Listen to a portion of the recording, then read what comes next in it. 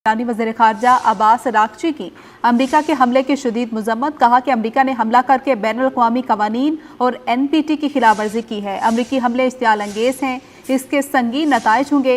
Iran खुद मुख्तारी, मुफादात और अवाम के दिफा के लिए तमाम ऑप्शन महफूज रखता है। आपको बताते चलें कि ईरानी वज़ीर ख़ारजा अब्बास अराग़ची की अमरीका के हमले की शदीद मज़म्मत सामने आई है। मैडम कंटिन्यू करते हैं, जिस तरह से आपने रजीम चेंज का रेफरेंस दिया है इसी पर बात करते हैं।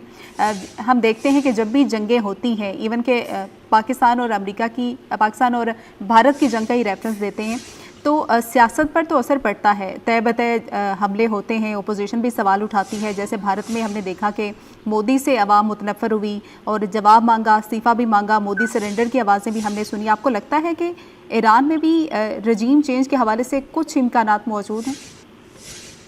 देखिए, जो हमने देखा है, हर मुल्क की अपनी एक साख होती है, एक कौम की अपनी साख होती है, लेकिन अमूमन तो यही होता है कि जब आप बाहर से खतरा हो, अंदर खाने जो भी आपके मामला गड़बड़ हो, अमूमी तौर पे और ईरान में ख़ास तौर पे, क्योंकि मुजाहिदीन खल्क थी पार्टी जो कि पॉपुलर थी जब रेवोल्यूशन के शुरू के दिनों में, लेकिन लोग कुछ जब मुतनफ़र हुए, और होता है जब एक एक्सट्रीम हुकूमत आती है तो लोग तो नालाम भी होते हैं। तो जो लोग मुजाहिदीन खल्क की तरफ गए कुछ, लेकिन इतने नहीं थे कि रजीम को थ्रेटन करते, लेकिन फिर भी जब पता चला कि मुजाहिदीन खल्क को अमेरिका सपोर्ट कर रहा है, उस वक्त इजराइल की भी सपोर्ट थी, तो जो सपोर्ट थी वो ख़त्म हो गई, लोग हट गए और हुकूमत की तरफ चले गए।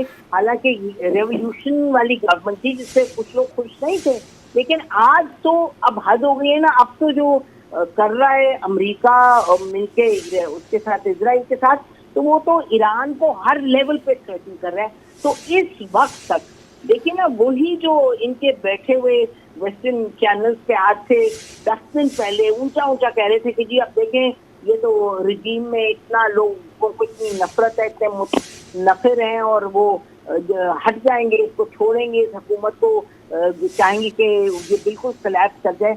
आज आप उनके सुने तो अब आज सुबह से वो कह रहे हैं हाँ ये तो है, लेकिन आप देखें जी आगे रजीम चेंज की बात है, लेकिन रजीम चेंज के लिए जो हमें ज़रूरत है डेवलपमेंट की, मसलन अमेरिका, मसलन ईरानी जो हैं इस हुकूमत के अगेंस्ट हो, उसके खिलाफ निकले, तो वो तो नहीं निकल रहे। तो हर एक का तजिया ये है, चाहे कोई प्रो ईरान है या प्रो इजराइल है या प्रो अमेरिका है, जो एक्सपर्ट्स हैं, जो इन मामलात पर नजर रखते हुए हैं। ठीक है, बहुत शुक्रिया मैडम, आपका पॉइंट आ गया। Editor foreign policy Naseem Zahra साहिबा हमारे साथ मौजूद थे, अपनी राय का इज़हार कर रही